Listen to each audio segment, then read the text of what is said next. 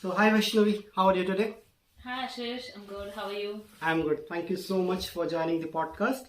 So, yes, Vaishnavi, what has triggered you to opt your course in Ireland and yeah, your journey so far? Okay, my journey so far, I always wanted to study abroad and explore options like move away from India and see how it is to live in a different country. So it first started with US, which was the most obvious option for most of us being in India. And it started back in 2017 after I graduated. I thought I would take 2 years of work experience and go for a master's after 2 years. So in 2019, I wrote my IELTS and gave my GRE, and things did not work, fortunately or unfortunately. And then again, the COVID happened. I switched companies, and then I was working, and there was a lot of uncertainty. I thought this is probably not the best time to explore options. And after that, like after 4 years, in the fifth year of my work, I felt that it was looking at the as I worked like over 4 years in India, I felt like it was getting too much. I was not getting a lot of space for myself, and I think this is a time for me to explore something new. And that's when I decided to pursue my masters. And I chose Ireland because I already had around 4+ years of experience, and I did not feel it would be a viable option for me to put 2 years of my time into a course, considering both the time and the cost.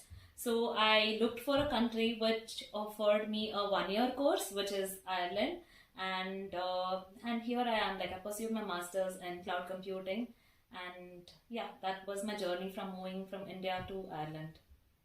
Thank you. Yes, very fair point. I think few viewers would know this that Ireland or maybe in Europe they offer master for 1 year. Right. Yeah, good point. And then Vaishnavi, how about the costing?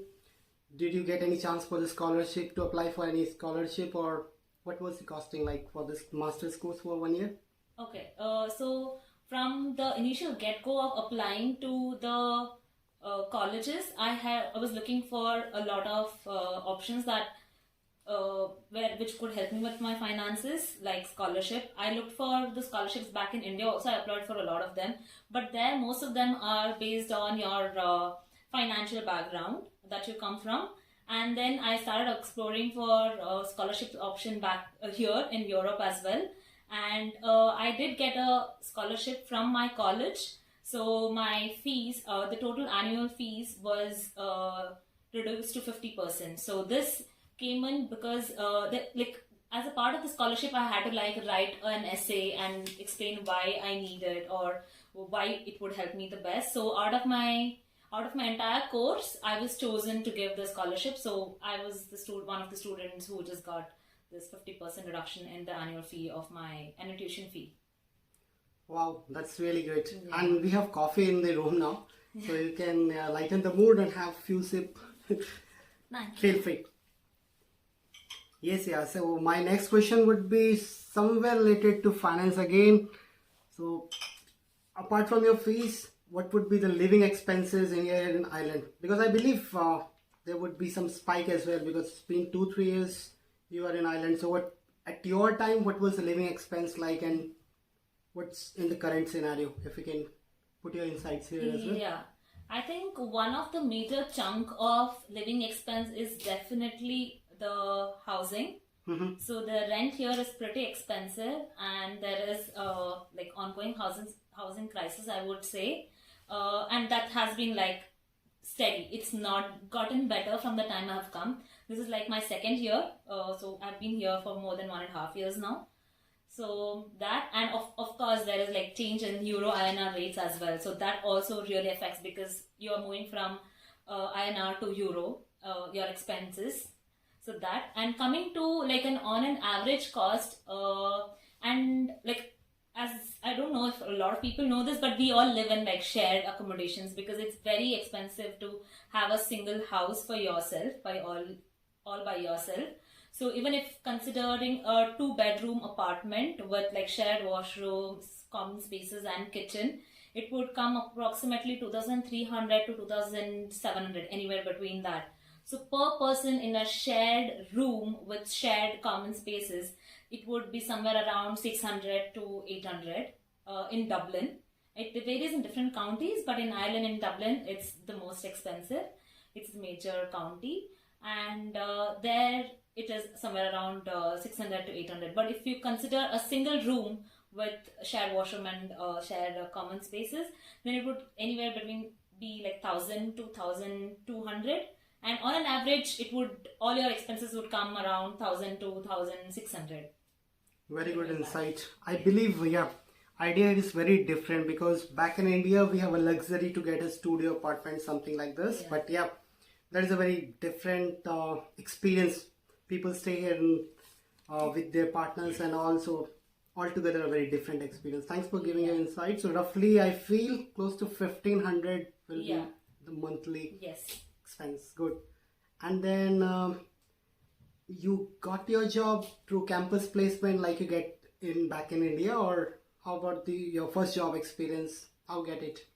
There is no such concept as campus placements here. They help you. There are career counselors. They help you with your CVs. They help you with giving you exposure to what kind of companies you can apply. But then no campus placement, you no, mean, right? no, there is no concept of campus placement here. So these career counselors, you can like have like one-on-one sessions. They help you with your CVs and they tell you when would be the best time to apply. So you can just have like a career guidance. Like that person is appointed as career counselor from your college, but you don't really have a concept of campus placement. You just apply all by yourself. Okay. And then how difficult or easy is to get through your first job? Because you said there is no campus placement like we get in back in India. So how easy or difficult was your journey as compared to your colleagues, I would say? Okay, I think definitely like experiences will depend on like person to person basis. In my case, I would say I had a bit easier experience compared to others, because compared to others who were studying with me, because I feel I had work experience. Students who with like zero who experience, who just traveled from India to Europe just after their bachelor's, I feel they are having more struggles in terms of getting a job compared to the ones who have a work experience, because most of the companies here currently, due to the job market as well, they are looking for somebody whom they can just help them grow, instead of them investing in the students in like graduate roles and giving them a training. So You that mean way, for fresh grads, it is little difficult as compared to somebody who has like 3 or 4 years of work, right? yes, I would definitely say that. But also there are graduate roles, which is just for like fresh graduates who are just out of college. But these roles are like very specific to some companies. It's not like all companies have them, and the number of these job roles are also very less compared to the amount of graduates that graduate every year. So there is a big difference in the numbering as well. So it gets a little tricky. Very well explained. And then your work experience, because you have experience working back in India. So how about the work culture? And again, your experience when you were in your college. So how was the experience as compared to India, I would say? So firstly, talking about experience in terms of studying in both the places, I did not feel there was a huge change for me. I felt it was pretty good. It's almost the same. But in terms of work-life balance in working in a company, there was a huge difference. I've worked for 5 years back in India, so I know how stressful it gets, and I think it's become kind of common for us to overwork. Like working beyond our hours has been like become common. It's not seen as something like you're working extra hours. So I wouldn't really get a lot of time for myself, and that was one of the major reasons why I actually wanted to move to a different place and see how it feels to work in a different country. And I would say like I'm really glad I took that move, because here we have like really good work-life balance. They don't really expect you to extend beyond your working hours, and it's very clean. When you at your work you work, and then after work you don't really stress about it. So it's really good that way.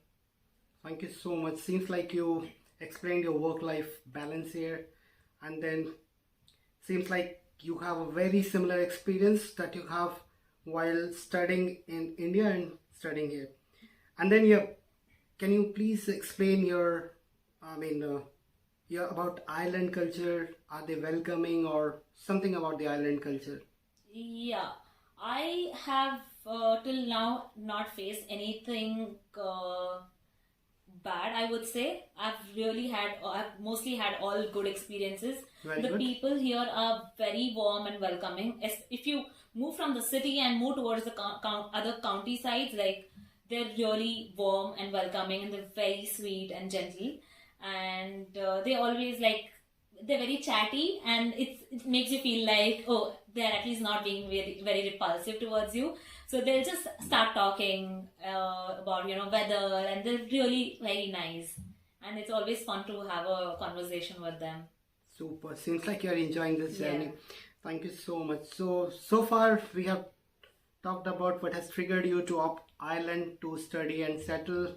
Talked about your costing on your fees, your living expenses, your job experience, your work experience, gelling around with the Irish lads here. So we have almost covered everything. So to summarize this, if we can give some tips for student or somebody who's trying to study or settle abroad. So your final remarks on this. Okay, if it's a student who's looking for doing a master's to move here, I would definitely suggest to have some work experience and then build on it after coming here, because that would just add on to your resume, and it helps you, it just gives you a better push in terms of getting interview calls, or getting a job, compared to the others who are like beginners and just freshers here right out of college. That is one of the major tip I would say from my end. Apart from that, I would say research well. Like, whenever you're moving to a different country, research well, connect with the people who are already there. Don't get scammed, obviously, but yeah, connect with the people. There are a lot of different communities all across Ireland. The various communities, try to get a hold of them, reach out to people on LinkedIn. A lot of people actually help you out, and it then gets smooth from there.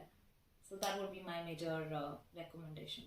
Thank you so much, Vaishnavi. You explained your journey so good, so well. I mean, it will be my tip for my viewers. If you have any questions, anything that you would like to share, your concerns, you can reach out to Vaishnavi. What I will do is in my comment section, I'll just put her LinkedIn ID. So it will be easier. You can reach out commenting on this podcast, as well as reaching out directly to Vaishnavi on her LinkedIn profile. Thank you so much, Vaishnavi, for your time. Hope, guys, you enjoyed this podcast. Thanks, Vaishnavi. Thank you so much for having me, Ashish. Cheers. Thank you. Bye. Yes.